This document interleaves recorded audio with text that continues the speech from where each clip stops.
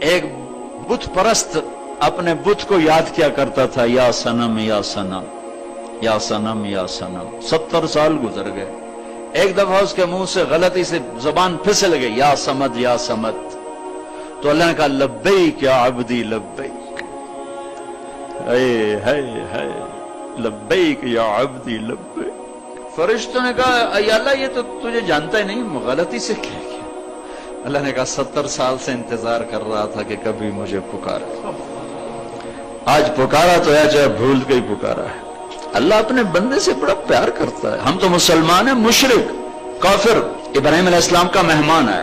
پہلے آدمی ابراہیم ہے جو مہمان کے بغیر کھانا نہیں کھاتے تھے. پہلے مہمان نوازی کی ایسی بنیاد رکھی.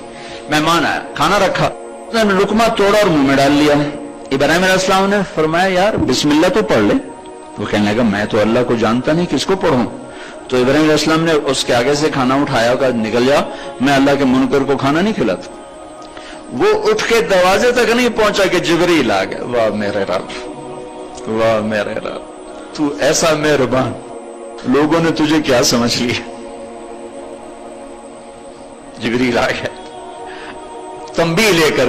کس کی خاطر؟ مشرک کی خاطر.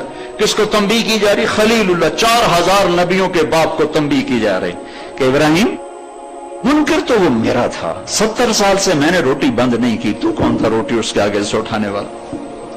یہ تو میرا اس کا معاملہ ہے کہ وہ مجھے نہیں مانتا. تیرے پاس تو مہمان بنا کے بھیجا تھا، بولا اسے کھانا کھلاؤ. یہ اللہ مشرک کے لیے ہے. تو ابراہیم علیہ السلام کی دوڑ لگوا دیو، بھائی آجا آجا آجا آجا، میرے اللہ نے تو مجھے ڈانٹ دیا تیری خاطر، آؤ. انہوں نے کہا، وہ کہنے لگا بھائی ابراہیم تیرا رب بڑا زبردست ہے، میں اسے مانتا بھی نہیں پھر بھی میری سفارشیں کرتا ہے، چل مجھے اس کا کلمہ ہی پڑھا دے، ایمان بھی نصیب ہو گیا. تو کسی کو گناہ میں دیکھ کے حقیر نہ جانو، اس کی حوصلہ افزائی کرو، اس کو پیار کرو، اس کو سینے سے لگاؤ، اس کے لیے دعا کرو. اللہ کرے گا چھوڑ دے. یہ شرابی ہے، یہ جواری ہے، یہ چرسی، یہ لہجے اختیار نہ کرو. اللہ بڑا غنی بے نیاز ہے. پتہ نہیں کس کو کس بات پہ معاف کر دے اور کس کو کس بات پہ پکڑ لے. اسے کوئی پوچھنے والا ہے؟ لا يسأل عما يفعل. اور کسی کو حق نہیں کہ اللہ کی رحمت کو تنگ کرے. ہاں بے شک اللہ کا قانون ہے کہ یزید اور حسین ایک ترازو میں نہیں تولے جا سکتے. یہ اللہ کا قانون، ورنہ تو ساری کربلاؤں کو آگ لگا دو.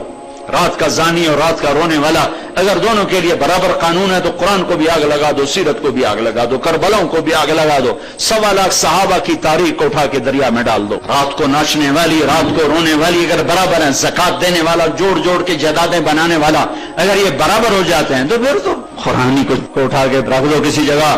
لیکن اللہ کی رحمت کو پابند نہیں کیا جا سکتا. جس کو چاہے معاف کرے، جس کو چاہے پکڑ لے.